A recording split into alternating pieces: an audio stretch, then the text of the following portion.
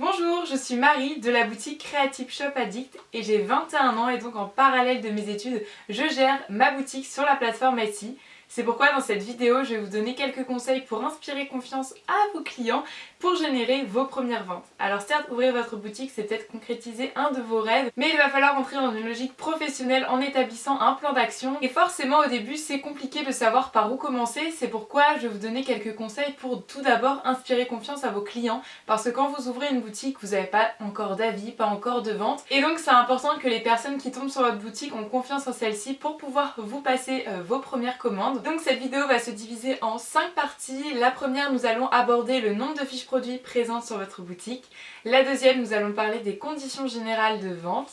Ensuite, nous parlerons de votre histoire. Dans une quatrième partie, nous parlerons de l'apparence de votre boutique. Et enfin, nous finirons sur la description de vos fiches produits. Le premier conseil, et pas des moindres, c'est d'ajouter des fiches produits à votre boutique. Parce qu'une boutique plus remplie est plus rassurante pour les acheteurs.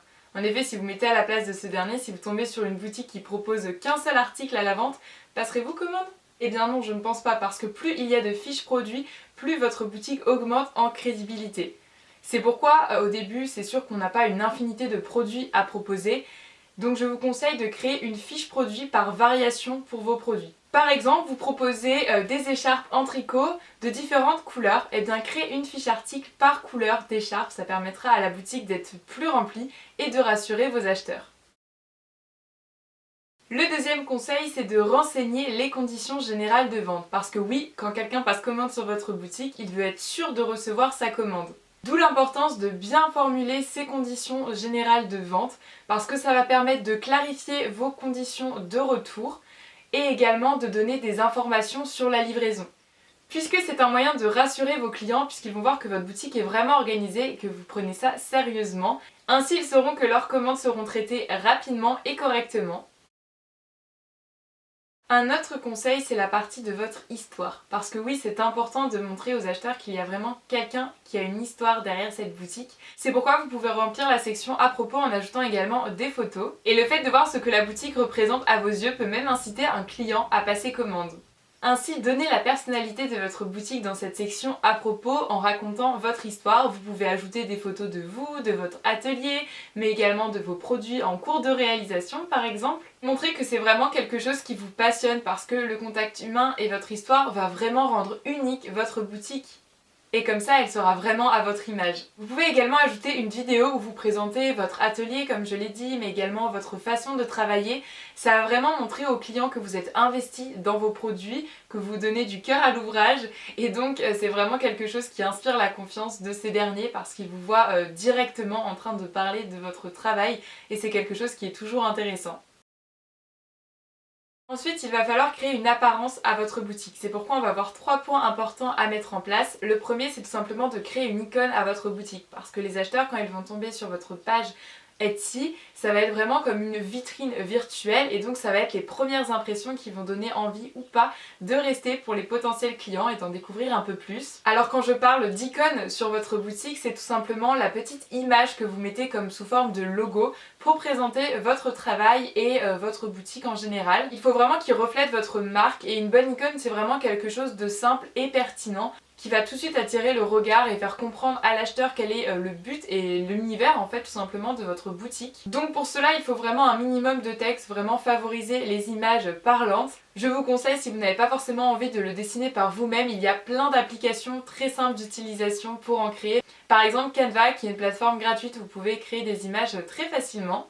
La deuxième chose, c'est de créer une bannière. Donc la bannière, c'est ce qui prend le plus de place sur votre page d'accueil puisque c'est en haut de votre page, à côté justement de l'icône de votre boutique. C'est vraiment l'élément graphique le plus visible sur votre boutique. Donc pour créer une image qui suscite l'intérêt de vos acheteurs, il y a quelques règles à respecter, notamment il faut vraiment que votre bannière respecte les bonnes dimensions pour que cette dernière ne soit pas pixelisée, ce qui serait vraiment dommage. Donc à noter qu'il y a 2 options de taille standard. La première, c'est la grande bannière qui occupe une place conséquente en haut de votre page d'accueil. Pour que votre image soit au maximum de sa qualité, il faut qu'elle fasse 3360 pixels sur 840 pixels et elle doit faire au minimum 1200 pixels sur 300 pixels, sinon votre image serait pixelisée. Le deuxième choix qui s'offre à vous, c'est une mini bannière qui permet de plus mettre en avant l'icône de votre boutique et vos fiches produits. Cette dernière doit faire 1200 pixels sur 160 pixels et à noter qu'elle ne s'affichera pas sur les appareils mobiles tels qu'un téléphone portable. Et donc si vous choisissez cette deuxième option, c'est là que vous allez voir s'il y a une cohérence entre l'icône de votre boutique, la bannière et donc les photos de vos fiches produits. Ensuite on va parler de la photo de profil parce que les internautes viennent sur Etsy pour justement acheter à de vraies personnes.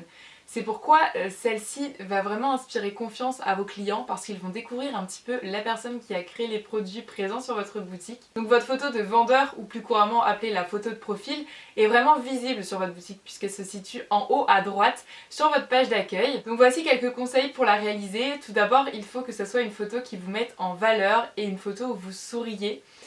De plus, il faut que cette dernière soit nette, bien évidemment, et qu'elle ait une bonne luminosité. C'est important que vous soyez bien éclairé sur la photo. Cette dernière doit être d'ailleurs en format carré avec un minimum de 400 sur 400 pixels. Et le mieux est de montrer son visage, mais si vous voulez pas être sous le feu des projecteurs, vous pouvez tout simplement mettre une image qui vous représente le mieux. Ou alors, petite idée, c'est aussi de faire appel à un illustrateur ou de le faire vous-même et de dessiner un portrait qui vous ressemble. Comme ça, c'est pas vraiment votre photo, mais en même temps, ça vous correspond quand même. Dernière partie qui est la description de vos fiches produits. Ces dernières doivent vraiment être complètes et détaillées, puisque cela rassure les acheteurs étant donné que c'est une boutique virtuelle et que la personne ne peut pas voir en vrai l'objet qu'elle souhaite acheter, donc c'est important que celle-ci se la représente au mieux. Donc les points importants à ne pas oublier, c'est d'indiquer tout d'abord la dimension de votre article. Parce qu'imaginez une cliente qui commande un bijou qu'elle souhaite plutôt raffiné, plutôt discret, et qu'elle reçoit à la place un bijou assez voyant qui ne correspond donc pas à ses attentes. Il faut également indiquer les matériaux utilisés et si besoin les instructions d'entretien, par exemple si votre article passe à la machine à laver ou pas. Donc mettez vraiment les informations clés en haut, donc la taille, la couleur, les matériaux utilisés, mais également l'utilisation de votre produit. Vous pouvez également raconter brièvement l'histoire de la fabrication de ce produit parce que certains moteurs de recherche mettent en avant ce type d'informations. En parlant de moteurs de recherche, il faut savoir que les 160 à 500 premiers mots de vos descriptions sont les plus importantes pour les moteurs de recherche externes, donc n'hésitez pas à y ajouter des mots-clés pour décrire votre produit. Alors attention, évitez de reprendre mot pour mot le titre que vous avez mis à votre fiche produit. L'idéal c'est de rédiger une ou deux phrases qui reprend la présentation de votre produit avec les mots-clés. Pensez vraiment en fait que cette description ça va être la réponse aux questions des acheteurs et c'est là qu'ils vont savoir s'ils vont ou pas commander votre produit. Le plus simple c'est vraiment qu'ils ont les réponses à toutes leurs questions, donc demandez-vous lorsque vous voyez votre produit quelles questions peuvent vous être posées. N'hésitez pas non plus à faire des sondages auprès de votre entourage proche. C'est vrai que comme nous on connaît notre produit, il y a des choses qui nous paraissent naturelles mais pour des personnes extérieures ça ne l'est pas forcément. Et donc voilà tous les conseils que je pouvais vous donner par rapport à ce sujet. S'il y aurait 5 points à retenir pour inspirer confiance à vos clients, ce sont les suivants. Tout d'abord, ajoutez un logo, une bannière et une photo de profil à votre boutique. Renseignez également les conditions générales de vente et les conditions applicables à vos fiches produits.